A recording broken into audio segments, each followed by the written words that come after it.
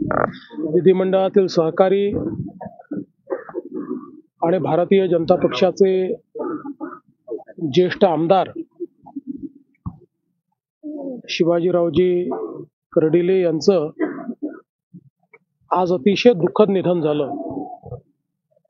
हा आमच्या सगळ्यांकरताच एक धक्का आहे, कारण एक अतिशय प्रसन्न अशा प्रकारचं व्यक्तिमत्व,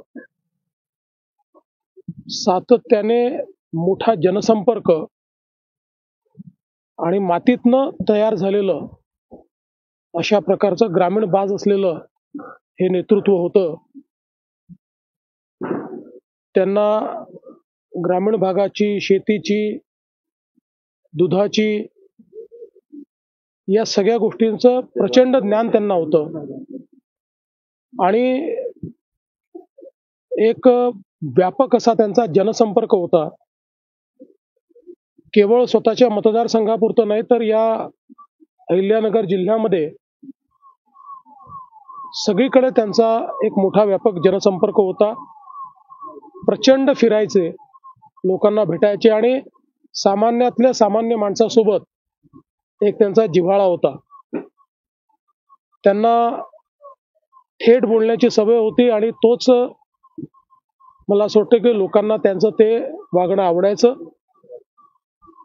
आणि अशा प्रकारचं एक नेता की ज्यांनी एक मोठा लोकसंग्रह त्या ठिकाणी उभा केला, अचानक आपल्यातनं निघून जावा ही खरोखर अत्यंत दुःखाची गोष्ट आहे। खरं म्हणजे